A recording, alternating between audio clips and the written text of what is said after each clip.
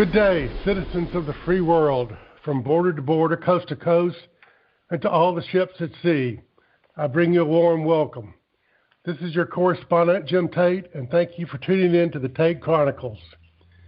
Joining me to cut through the fog that exists at the leading edge of healthcare technology, searching for beneficial disruption in healthcare from emerging technologies, that is our mission. My guest today on the Tate Chronicles is Don Fortner. Don is president of Valsurity, which is involved with blockchain solutions. He's a management executive with experience in health information technology, blockchain use case analysis, and development. Don is well known as an educator and presenter. Don, welcome to the Tate Chronicles. Good day. How are you? Doing fine. How's the weather in Atlanta? Clear and sunny for now. Yeah, in Chapel Hill, we're hot. Don, just if you could briefly just give us a little background. I know you've got a background in healthcare and technology, which kind of sets you up to be in a good position to approach blockchain uses for healthcare. So just give us a little bit of your background, if you would. Sure. I originally earned my college degrees in psychology, but when I was in college, I was helping work my way through as a respiratory therapist in hospitals at school. And when I finished with my degree, I realized I could make a little more money as a registered respiratory therapist in a hospital than I could at the master's level in psych. So that led me to work in 3 or 4 hospitals doing acute care, critical care, emergency room. And then when I got out of that, I formed my own respiratory home care company, delivered home care to patients at home. And while I was doing that, I got involved in the billing of Medicare and early programming to create programs that would actually print a Medicare claim form.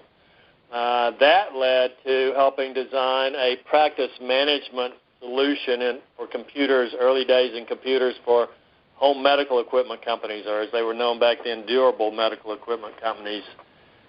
So I sold, installed, implemented, and managed those software implementations and the relationships with the users. That got me also interested in just technology in general. So I began to work around technology, computer, anything. Got involved early on in smart cards, which are the integrated circuit cards, or chip cards as we call them today. This was back in the 90s. In fact, I claim I'm the first person to put an electronic medical record on a smart card back in 1990. The problem back then is the problem that so often happens, there was no real ecosystem of smart card readers. So you have to be able to not only write a card and have a card, but you had to have it able to be read at a hospital, provider, a nursing home, whatever. Today, there's a much wider ecosystem. So as I was doing this development, I also got interested in later on training people on various types of software, and that led to a lot of time developing course materials as well as delivering those in stand-up and online environment. That led me to work with different companies, Fortune 5 companies, Fortune 500 companies, IBMs, the Mercedes, the NCRs of the world. And then last year, actually you piqued my interest around the whole blockchain space. I'd been watching Bitcoin from a distance, but I hadn't considered it as really the revolution that it was. So I got off on investigating blockchain, became fascinated, and here we are today. Appreciate that, Don. Speaking of your background, you obviously saw the initial launch of personal computers, the rise of personal computers, the widespread adoption. You saw that with the internet, where at first it was just the nerds and the geeks, and then business got involved in it as widespread adoption. In terms of blockchain, where do you think we are in that trajectory from concept to wide acceptance? Are we early? Are we middle? Are we late? Where are we, just generally speaking? We're early in general. There was a great Forbes article I came across a couple of months ago, and it talked about early adopters, early majority, and early laggards, and it was on a standard normal distribution curve where you've got, 34% doing this, 18% doing that. The point of the discussion today is that we're in an early majority in terms of business adoption or investment in blockchain, which means we're below 50%, but we're above zero. However, it seems clear that we're lagging a little bit on the tech side. There's still an awful lot of work that needs to be done for solutions, for scaling, for charges, for changes, for beginning to get acceptance among standard business leaders. There's also a big gap in blockchain development talent. That's a special talent that today you'll hear the term full-stack developer. Those are people that can develop from the ground up, middleware, APIs, web, the whole thing all the way up to the facing application that the user sees. And those are real scarce resources. So there's more of an interest and an appetite for development than there is the ability to satisfy that appetite right now. But if we tied that back to where the Internet was in 1990 or 91, that seems to feel like where we are on blockchain today. There's a further sort of consensus that there's maybe a 5 to 10 year shakeout coming where it'll be a lot like the dot-com bubble. And if you remember companies like eToys and Pet.com, MySpace, Webvan, all of those raised tons and tons of money, billions of dollars, and frequently were out of business within 2 years. Those were spectacular failures. On the other hand, their survivors and their children became the Facebooks of the world, the Googles of the world, and the Amazons of the world. So there's definitely a parallel that we're probably going to see in the blockchain space. You know, one thing you said kind of struck a thought with me, Don. One thing that we saw both in the rise of personal computers and the Internet is that in the very early days, there was a certain percentage of folks who said there was nothing to it. Everybody didn't need a computer. There was no real beneficial long-term reason for the Internet. And we see that group with blockchain. You see articles all the time about blockchain is nothing new, certainly nothing radical, and there's really not too much for it or any real long-term advantages to use cases of blockchain development. So we're still seeing that. So to me, that's a hallmark of those, very early stage of things. Well, I know you do a lot of work around use case analysis because that's the critical thing, I guess, of blockchain. When does it make sense to do it? When does it bring value? When doesn't it? And there's so much hype and static going around now. If you would talk a little bit about the use case analysis, appropriate versus inappropriate uses of blockchain that you're seeing. Okay. I think there's two sides to this. One is, as a business or an entity, when you want to develop a blockchain application or think you need it, you need to do the same things that standard businesses do no matter what the project. So I'll go down that road first. Early on, you need to decide what problem are we trying to solve with our blockchain application. In healthcare, is it a problem of identity? Is it a problem of security? Is it a problem of interoperability? So what unique characteristics that blockchain offers are we trying to solve? Again, distributed ledger, peer-to-peer network, immutable, records can't be changed in general, and high security from heavy-duty cryptographic math. So is there something in my current business, or in my healthcare application that would benefit from those characteristics? Ideally, if you were going down this road, you'd get people on board early that were excited about blockchain and that knew something about it. Ideally, you would even recruit some experts to come in and educate your business folks as well as your technical folks. You have decision makers at the technical IT level as well as business standard. Do you want to be an early adopter or a follower? The early adopters, as the old saying goes, first down the path are the ones with the arrows in their backs because they are the first.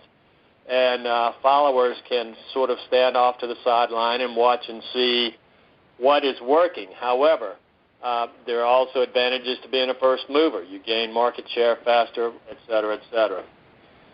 Once you decide what problem you're trying to solve, you have to analyze seriously, is blockchain going to help with that? So does my blockchain solution align with my existing technology and business goals of my company, or is this going to be a total disruptor? The more disruptive it is, the more change management is involved, and without proper change management, any project fails, whether it's blockchain or not.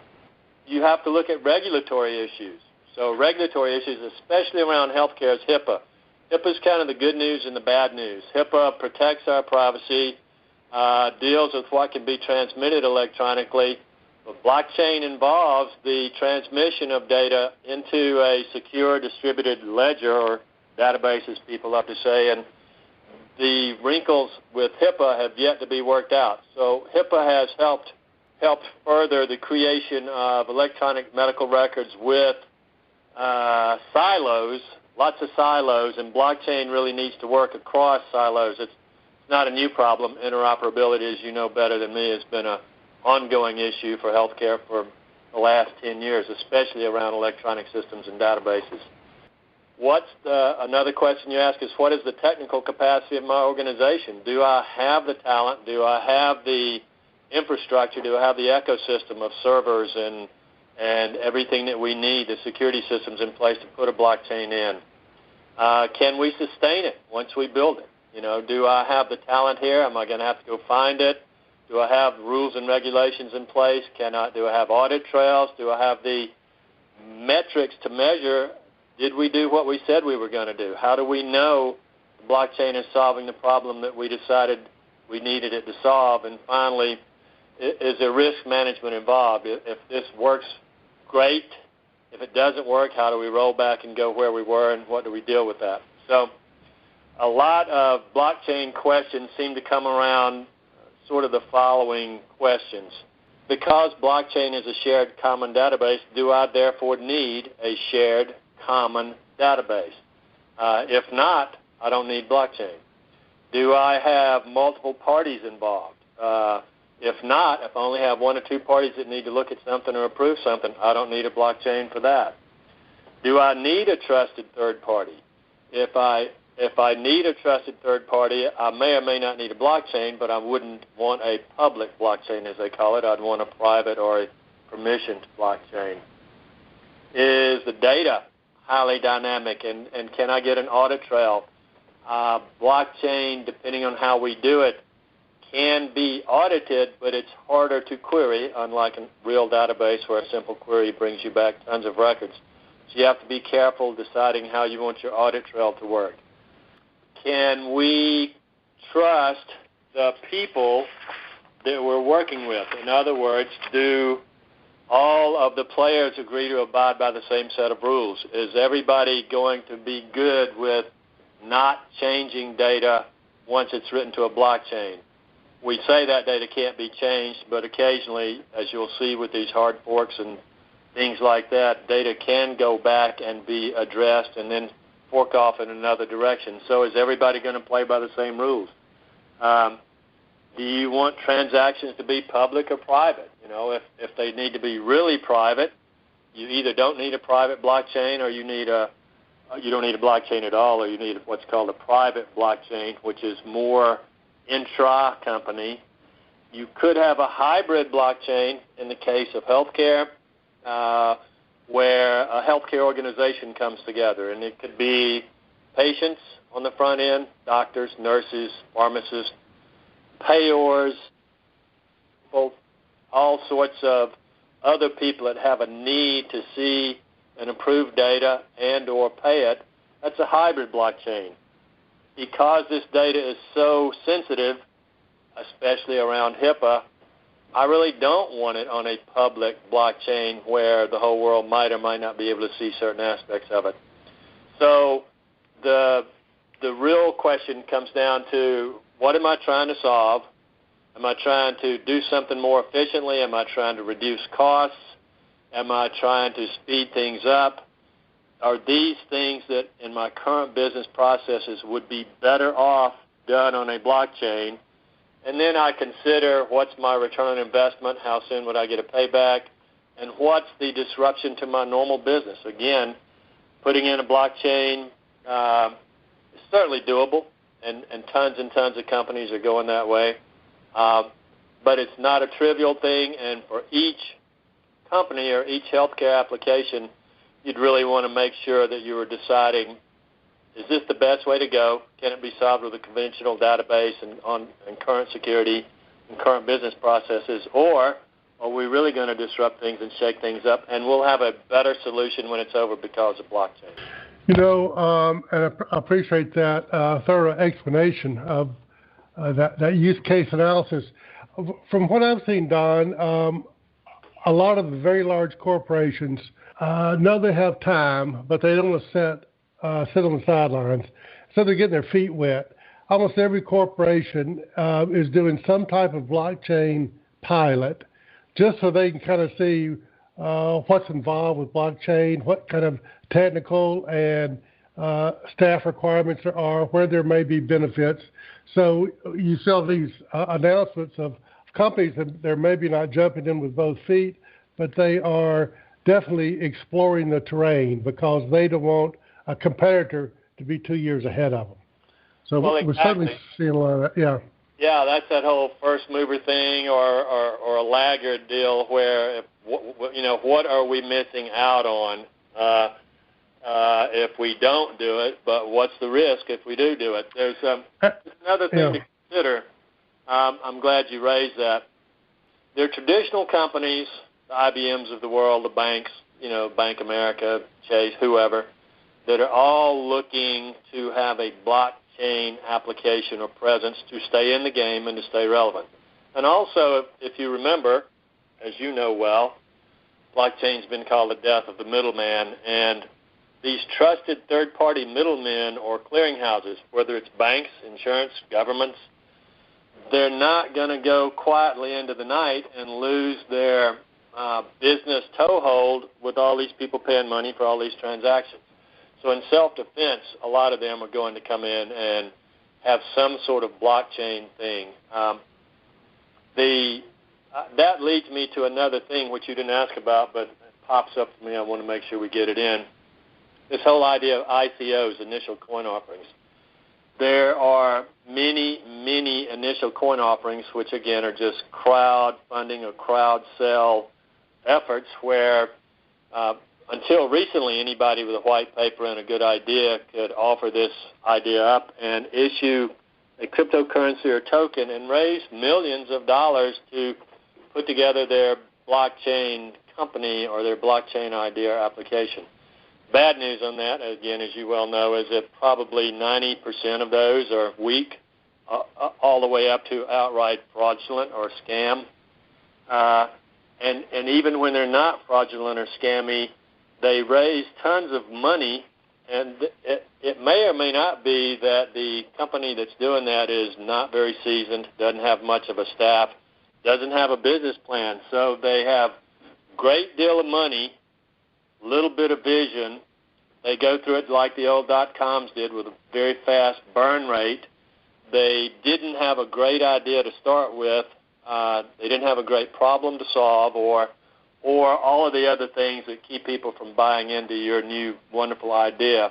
And frequently they're a solution in search of a problem, which has happened over and over. So the companies that probably are going to do well have a solid business plan, a solid reason to do blockchain. They may or may not be part of a much larger company that can absorb the time and interest and money it takes to develop something. That's not to say that ICOs in healthcare are not a great way to go. I actually think they are.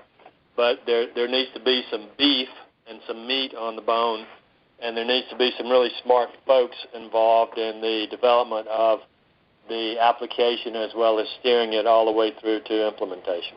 Something that you mentioned, Don, about the corporations whose business model is based on being the trusted third party.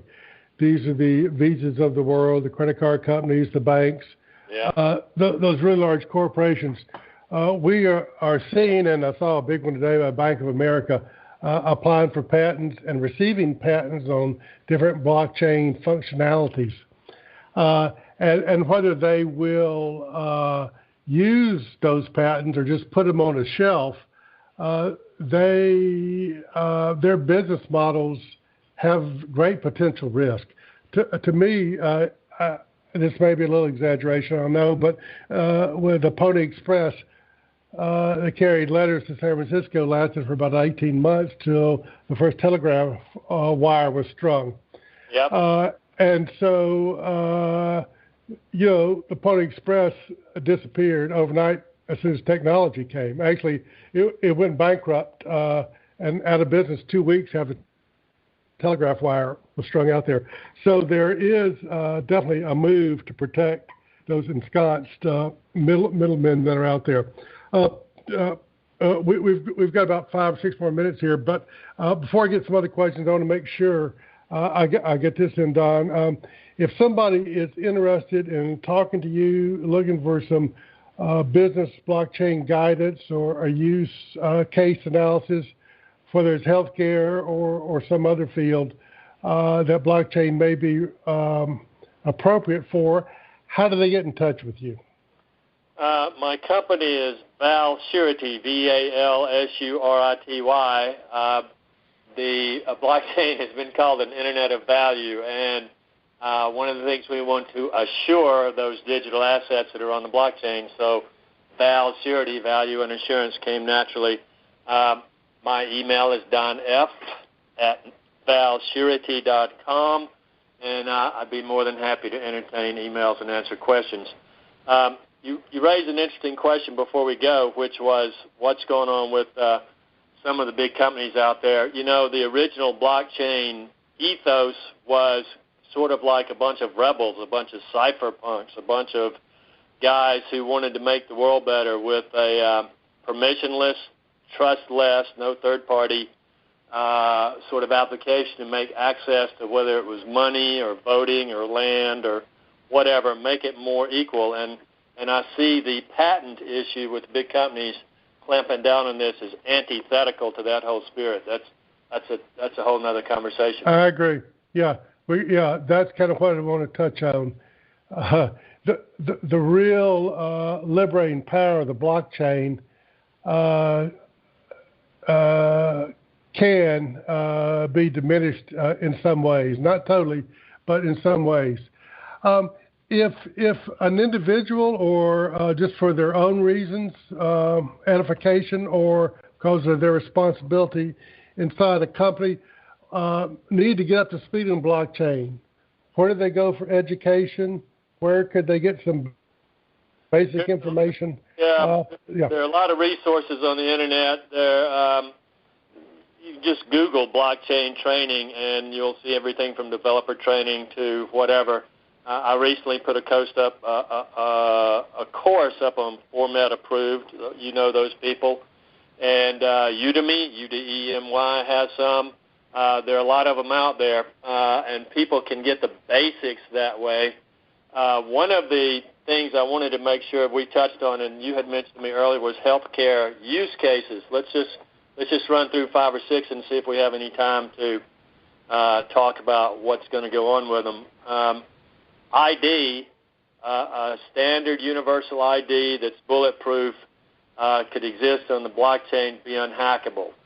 Supply chain and medication monitoring is a huge deal where I can trace the provenance, whether it's medical supplies or pharmacy and drugs, all the way from manufacturer to delivery on an immutable audit trail record. Clinical trials. We're testing for drugs. We're testing for treatments. We're testing for all sorts of things. This test data cannot be changed once it's committed to the blockchain, so you get great integrity with clinical trials. Payments and payment settlements. Smart contracts with Ethereum and other things can allow claims to be processed, payments to be released automatically. EHR and EMR access. Not sure how this whole thing is going to shake out. As you know, you don't place X-ray records on the blockchain, but you can place pointers to those records on the blockchain and have other things happen on-chain and off-chain. That's a big term these days, on the chain and off the chain. one I know you like a lot and I like as well, is licensure and credentialing of healthcare providers. So doctors, nurses, therapists, pharmacists, all these people don't need to have a major investigation every couple of 3 years. They can put this on a blockchain. Blockchain is perfect for things that are not going to change. Your credential is not going to change from year to year. And finally, one that I'm kind of interested in is public health surveillance and monitoring. So we can have the CDC talking to groups around the world where we have the need to monitor outbreaks of Ebola, for instance, or smallpox, or whatever else. Anything that has to do with the public health and a public challenge where we can store those records on a blockchain, share them with everybody, and I believe that's going to be a huge healthcare use case going forward. So there's 4, 5, or 6. Each one of those things I've mentioned has somebody that's interested in going up on the blockchain with it right now, and they are in some stage of blockchain development for them right now. You're familiar with those guys, and healthcare has some great applications. We just have to see what's going to shake out. Who can use it? How easy is it? And can we deal with the regulations? Absolutely. Thanks for running through those use cases in healthcare, Don. Well, I can't believe it, but our time's already gone. So we got to draw it to an end here. And to the audience, I want to send a thanks for joining me on this episode of the Tate Chronicles. And I offer a special salute to my guest, Don Fortner. You can find more information on this show's program page at healthcareradio.com. healthcarenowradio.com. Until we meet again, here's wishing you smooth sailing and safe harbors. See you soon, Don. Bye-bye.